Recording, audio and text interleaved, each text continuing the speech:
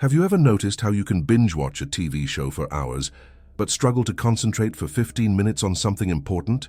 How you can read an entire book in one sitting, but a simple work task feels impossible? I know exactly how you feel that, and I have a truth to tell you that will change everything you think about focus. The problem isn't your attention. It never was. You don't have an attention deficit. You're not lazy. You don't need more productivity apps. What you have is something much deeper, something almost no one is talking about. You are spiritually fragmented. I know this might sound strange right now, but give me a few minutes. By the end of this conversation, you'll understand why all those focus techniques have failed you. And more importantly, you'll discover what really works. First, let's destroy a lie you've been sold your entire life. They told you focus is a skill, that you train it like a muscle, that all you need to do is eliminate distractions and boom, complete lie. If that were true, why can you become absorbed in certain activities for hours, effortlessly? Think about a time you were completely immersed in something, maybe drawing, maybe talking to someone special, maybe solving a problem that really mattered to you. In that moment, did you have to train your focus? Of course not. You were simply there, whole, present. This happened because in that moment you were aligned. Your mind, your heart, and your soul were moving in the same direction. You weren't fragmented. Spiritual fragmentation is like light passing through a broken prism. Instead of one strong, focused beam, you have dozens of small scattered rays, each piece of your essence pulling you in a different direction. And here's what no one tells you about this fragmentation. It doesn't happen by accident. It's created by the modern world. Systematically, of every day, you wake up and the first thing you do is check your phone. 15 different notifications pull your attention in 15 directions. Before you even have your coffee, your soul is already scattered into pieces. Then you go to work on something that doesn't connect with your real values. 8 hours pretending it matters. Your essence misaligns a little more. At night, you go home and try to relax with entertainment that doesn't nourish anything inside you. More fragmentation, more misalignment. And then you wonder why you can't concentrate on something important. It's like trying to light a campfire with damp kindling scattered on the ground. No matter how hard you blow, no matter what techniques you use, the fire won't catch, because the problem isn't the blowing, it's that the material is dispersed and soaked. But there's something even deeper happening here, something that will shock you when you realize it. Your difficulty with focus isn't a defect, it's a symptom. Your subconscious is trying to protect you from living a life that isn't yours. Your body knows when you're going in the wrong direction, and it resists. Think about it. When you try to force yourself to focus on a task that isn't aligned with who you really are, what happens? Your mind wanders. You feel an inner resistance, as if something inside you is saying this isn't for you, and it's right. This resistance is sacred. It's your soul protecting you from wasting your vital energy on things that don't matter. The problem is that we've learned to see this resistance as weakness, as laziness, as an attention deficit, when in fact it's wisdom. It's your internal system warning you that you're off your path. But here's where it gets interesting, and a little scary. Modern society profits from your fragmentation. The more scattered you are, the more you consume, the more you buy, the more you accept soul-draining jobs, the more you distract yourself with empty entertainment. You fragmented, are you controllable? Think about how many times they've tried to sell you a quick fix for focus. Meditation apps, Pomodoro techniques, website blockers, concentration supplements.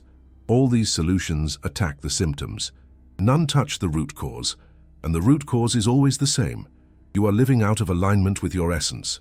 Your essence is like an inner compass. When you're on the right path, it points north. Everything flows. Focus happens naturally. But when you stray from your true path, the compass starts spinning uncontrollably. That's what you call lack of focus. Now, how do you know if you're spiritually fragmented? There are very clear signs. First sign, you can concentrate on some things but not others. If the problem were really an attention deficit, it would be consistent. You wouldn't be able to concentrate on anything. But that's not what happens, right? You can binge watch a show, but you can't read a self-help book. You can game for hours, but you can't study for 30 minutes. Second sign, you feel like you're constantly fighting against yourself, as if there's a civil war inside your mind. One part wants one thing, another part wants the opposite. You want to focus, but something pulls you toward distraction. Third sign, you have moments of intense clarity, but they are rare and unpredictable. Every now and then, everything aligns. You know exactly what you want, how to get there, and you have the energy to execute. But these moments disappear without warning, and you return to confusion. Fourth sign, you feel a strange emptiness. Even when you're productive, you complete your tasks, but you don't feel like you're building something meaningful. It's like eating a lot and still being hungry. If you recognized yourself in at least two of these signs, congratulations. You've just diagnosed the real cause of your concentration problems. But here comes the part that might bother you a little. No one is going to help you solve this. Not your family, not your friends, not your bosses, not society, because they all benefit in some way from your fragmentation. Your family wants you to be responsible, to accept any job that pays well, to not risk following your dreams, to be predictable. They're afraid that you'll change, because that would question their own choices. Your friends want you to stay the same as them. If you start living aligned, they'll feel judged. They'll try to pull you back to their level, consciously or not. Your bosses want you fragmented, because a fragmented employee doesn't question, doesn't have enough clarity to know their worth, accepts less than they deserve, works more for less. And society needs anxious consumers and docile workers. People aligned with their essence are unpredictable, dangerous. They know what they want, and they don't settle for scraps. So you're alone on this journey, and that's not tragic. It's liberating, because it means the solution is in your hands. It always has been. The first step to healing spiritual fragmentation is to stop fighting it. Stop trying to force yourself to focus on things your soul rejects. It's like trying to swim upstream. You only tire yourself out more. Instead, start observing where your focus naturally goes, where you get lost on purpose. What makes you lose track of time? These are clues from your essence trying to communicate with you. I know a woman who struggled for years with an attention deficit at work. She was an accountant, but she couldn't concentrate on the numbers. She always ended up drawing in the margins of reports. She sought therapy, took medication, tried every productivity technique, until one day she stopped fighting. She stopped seeing the drawing as procrastination and started seeing it as a message. Her soul was telling her she should be creating, not calculating. She quit accounting, became a designer. Today, as what she calls work, is where she's had the most focus in her entire life. It wasn't a career change that solved her focus problem. It was the realignment with her essence. But here's something that might surprise you. Sometimes the realignment doesn't mean changing everything in your life. Sometimes it means changing how you see what you already do. I know a doctor who hated his profession. He couldn't concentrate on his studies. He lived on autopilot until he stopped seeing medicine as work and started seeing it as a mission to heal. Same profession, completely different perspective. The focus returned. The issue isn't always what you do, it's why you do it. It's connecting with something bigger inside you. And here we arrive at the most important point of all this. Spiritual fragmentation isn't just about work or productivity. It's about integrity, in the most literal sense of the word. Being whole, complete, unified. When you're aligned with your essence, all areas of your life begin to flow better. Your relationships become more authentic. Your decisions become clearer. Your energy increases. You no longer need to force yourself to do the right things. They happen naturally. It's as if your whole life is a huge jigsaw puzzle, and for years you've been trying to fit the pieces in the wrong place. Of course it didn't work. Of course it was frustrating. Of course you felt scattered. But when you find the right place for each piece, when everything aligns, the image becomes clear. And then you realize how simple it was all along. Focus isn't something you achieve. It's something you release. When you remove the obstacles that prevent your essence from flowing, focus happens naturally. It's like unearthing a spring. The water was always there, you just needed to remove the stones from the path. And the stones in your path? They're all the times you chose to please others instead of following your truth. All the yeses that should have been nos. All the dreams you shelved because they were unrealistic. All the parts of yourself you hid because they weren't professional. Each of these choices created a small misalignment. And small misalignments accumulate, until you wake up one day and can no longer concentrate on anything that really matters. But there's hope. There always is. The same mechanism that created the fragmentation can reverse it. One aligned choice at a time, one courageous no at a time, one step toward your truth at a time, and you don't need to change everything at once. In fact, you shouldn't. Drastic changes create resistance. Your psyche has protective mechanisms. If you try to revolutionize your whole life from one week to the next, it will sabotage the process. The secret is gradual progression, starting with small realignments that don't threaten your stability, letting your essence strengthen gradually. Like a muscle, you train progressively.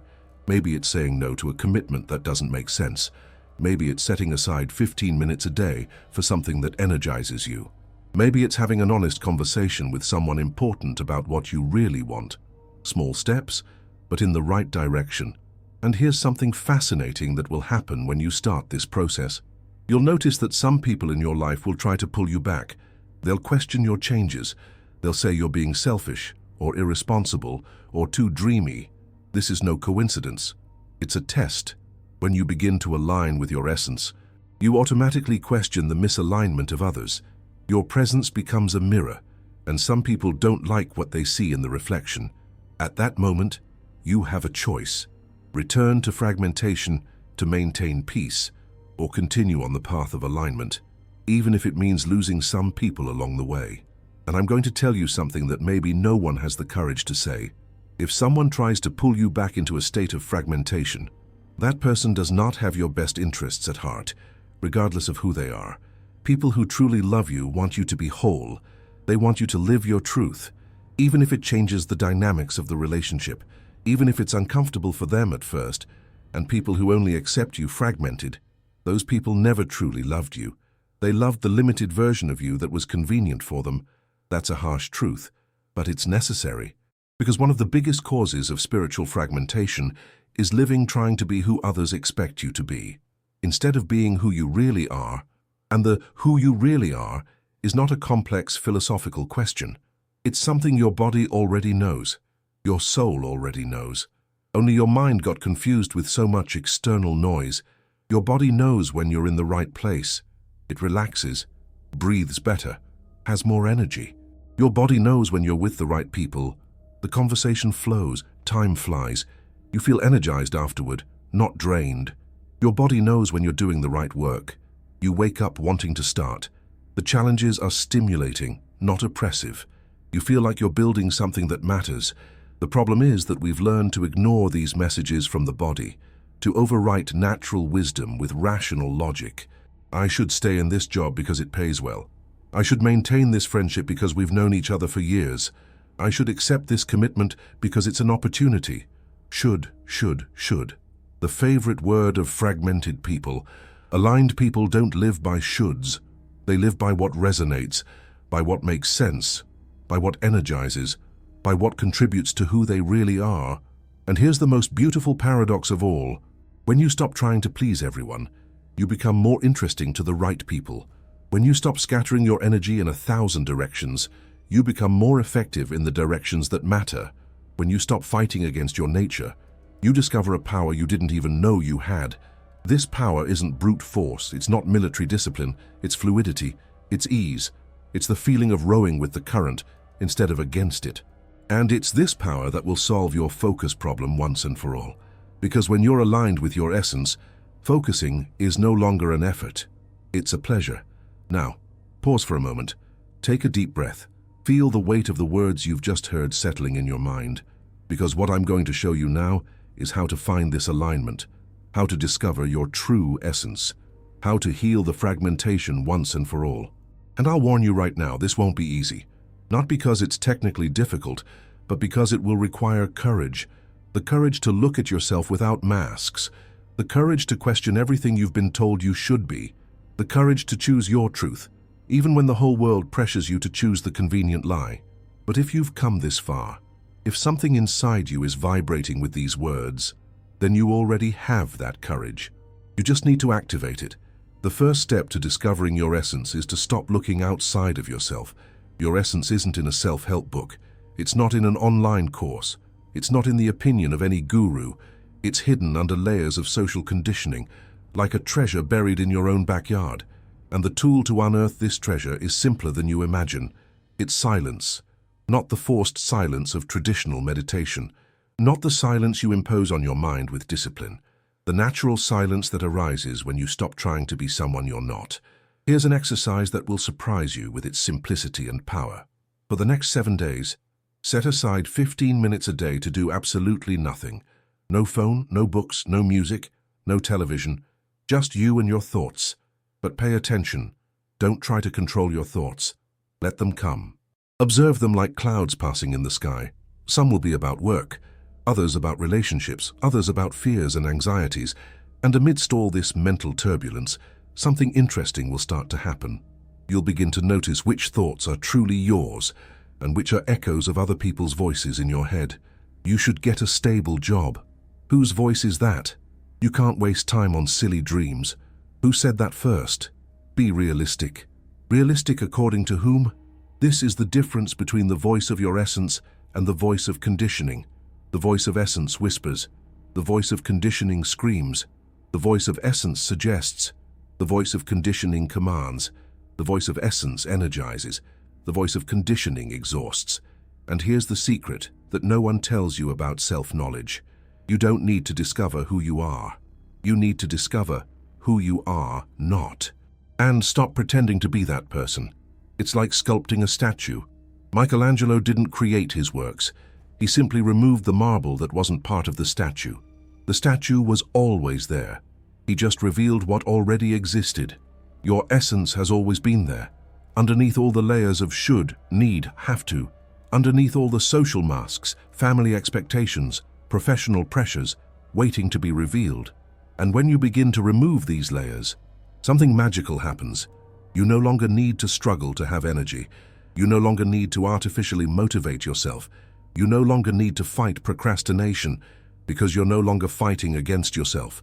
Let me tell you about a man I met. He was a lawyer for 15 years. Successful, respected, earned a lot of money, but he was dying inside. He could no longer concentrate on cases. He spent 2 years taking anxiety medication. One day, during one of those 15 minutes of silence, he remembered something he had forgotten. As a child, he spent hours building things with his hands, paper airplanes, sandcastles, tree houses, and in those moments, he was completely present, completely focused. The memory was like a lightning bolt. He realized that for 15 years he hadn't created anything with his hands. Everything in his life was words, concepts, abstractions. His soul was hungry for concreteness, for physical creation. He didn't quit lawyering immediately, that would have been irresponsible, but he started setting aside 2 hours a week to work with wood, to build small objects, just for pleasure. And something interesting happened. The more he nurtured this creative part of himself, the more focused he became at work. It was as if feeding the soul what it needed freed up energy for all other areas. 6 months later, he opened a small woodworking shop in his spare time. A year later, he was earning almost as much with wood as with law. 2 years later, he made the complete transition. Today, what he calls work is where he's always had the most focus in life, not because he trained his concentration, because he stopped fighting against his nature. That's the difference between living aligned and living fragmented. When you're aligned, you don't need to force yourself to focus. You need to force yourself to stop. But I know what you're thinking. This is all very nice in theories, but I have bills to pay. I can't just drop everything and follow my dreams. And you're right. It would be irresponsible and naive to suggest that. But here's the truth that no one tells you. Alignment doesn't always require drastic changes. Sometimes it requires subtle changes, but in the right direction. The secret is to start small, but start true. Find ways to nurture your essence within your current reality, without creating financial or emotional chaos. Maybe it's changing how you do what you already do. Maybe it's adding small doses of what energizes you to your current routine. Maybe it's using your natural abilities in a new way within the existing context. I know a woman who has worked in sales for 10 years. She hated the job because she felt she was pushing products onto people. She couldn't concentrate on calls and she was always procrastinating until she changed one small thing. Instead of trying to sell, she began to genuinely try to help each client find the best solution for their situation, even if it meant selling less sometimes. Same company, same product, same base salary, but a completely different perspective. She stopped seeing herself as a salesperson and started seeing herself as a consultant. She stopped pushing and started serving. The result? She became the top salesperson in the company, not because she became a sales machine, but because she was finally doing something aligned with her values, helping people solve problems. Small shift in perspective, huge shift in alignment. And that's a powerful truth about spiritual realignment. Sometimes the necessary change isn't in what you do, it's in why you do it. It's in the intention behind the action. When you find a way to express your essence through what you already do, everything changes. Work stops being work. It becomes contribution. Tasks stop being obligations. They become opportunities. But I'm going to tell you something that might make you uncomfortable. Not all work can be realigned. Some situations are genuinely toxic for certain people, and in those cases, the only healthy solution is change. How do you know the difference? Your body will tell you. If after 6 months of trying to realign your perspective, you still feel nauseous waking up to go to work, if you still have insomnia on Sunday night thinking about Monday, if you still need 3 coffees to have the energy for simple work tasks, your soul is sending you a clear message. This isn't your place. And at that point you have a choice. Continue fragmented but financially secure, or begin the journey back home, even if it's uncertain. There's no universally right answer. There's only the right answer for you, in this moment, with your specific circumstances, but I'll give you a criterion that never fails. If you're in a situation that's slowly killing your soul, no matter how good it looks on paper, it's a situation that needs to change, maybe not today, maybe not this month, but it needs to be in your plans. Because here's a truth few have the courage to speak. It's better to be poor and whole than rich and fragmented, at least in the long run. Material poverty is temporary. Spiritual fragmentation is permanent, unless you do something to change it. And money without alignment is like food without nutrition. It fills you up, but it doesn't nourish you. You can have everything society says should make you happy, and still wake up with a strange emptiness in your chest. But when you're aligned, even with fewer material resources, you have something money can't buy. Inner peace, purpose, the feeling that your life has meaning. And ironically, aligned people tend to prosper financially too. Not because they chase money, because they chase contribution. And genuine contribution always finds a way to be rewarded. Now let me show you something that will accelerate this whole realignment process. Something that can shorten the journey from years to months. Start saying no to everything that isn't an absolute yes. This means if you receive an invitation, an opportunity, a request, and your first reaction isn't yes, absolutely, then the answer should be no. Even if it's a good opportunity, even if it's difficult to refuse. The problem with most fragmented people is that they say yes to many good things, and there's no time or energy left for the extraordinary things. You have a limited amount of vital energy per day. If you disperse that energy in 10 different directions, each one receives 10% of your potential. But if you concentrate on 2 or 3 things that really matter, each one can receive 50% or more. And 50% of your focused potential always produces better results than 10% dispersed. That's basic math. But it's surprising how many people live as if this weren't true. And here's something that will shock you. Most of the opportunities you lose by saying no weren't really opportunities. They were disguised distractions. Real opportunities energize you. They make you feel more alive. They connect you with your essence. False opportunities drain you. They make you question if this is what you really want. They disconnect you from who you are. Learn to recognize the difference. Your body is a much more accurate opportunity detector than your mind. And when you start saying no to the wrong things, something magical will happen. The right things will start to appear. It's like clearing a clogged pipe. When you remove the obstacles, the water flows again. Your energy starts to flow. Your creativity starts to flow. Your focus starts to flow. But be prepared for resistance, internal and external. Internally, you'll feel fear. Fear of missing opportunities. Fear of disappointing people. Fear of not being productive enough. This fear is normal. It's the old conditioning trying to pull you back into familiar fragmentation. Take a deep breath when that fear comes. Remember, you're not losing anything real. You're gaining something much more valuable. Yourself. Externally, Some people will be bothered by your changes. They'll say you're being too selective, too demanding, that you're missing good chances. Smile and thank them for their concern, but continue on your path. These people are projecting their own fears of alignment onto you. They'd rather you stay fragmented, so they don't feel bad about their own choices. This is a necessary phase of the process, like a snake shedding its skin. It's uncomfortable but essential for growth. And here's something beautiful that will happen when you persist in this process. You'll start to attract people and situations that are aligned with who you really are.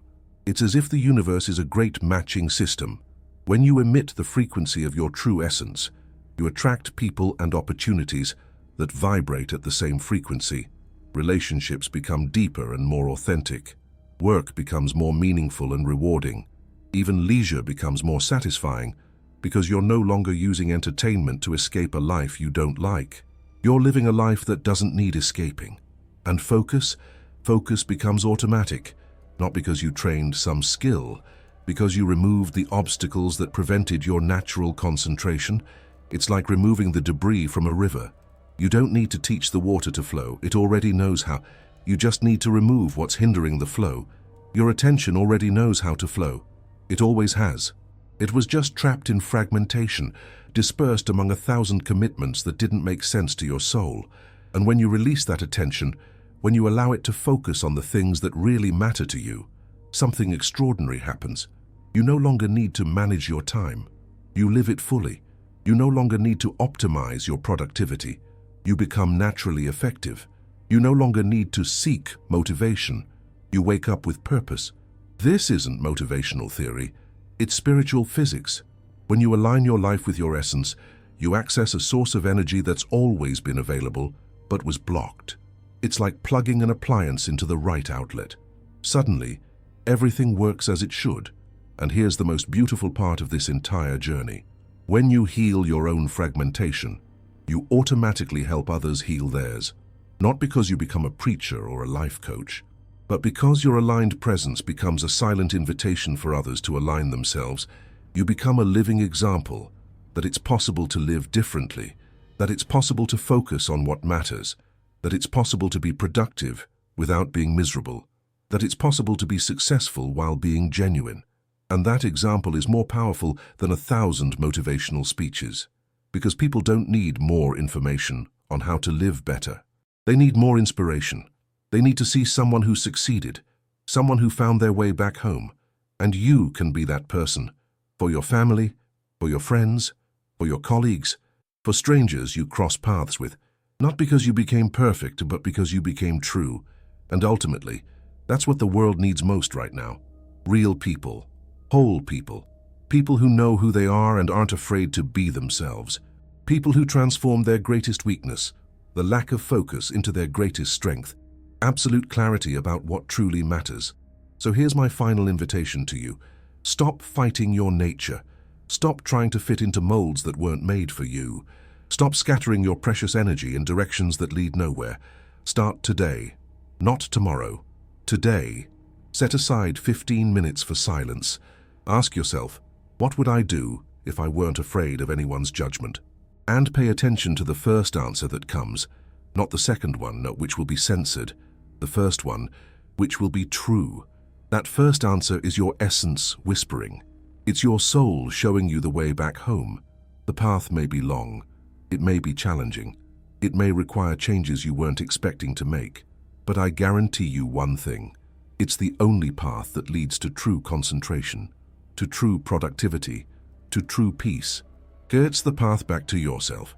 And when you get there, you'll discover something that no focus technique could ever give you. That you never lacked focus. You were just focusing on the wrong things. Now you know which ones are right. The choice is yours.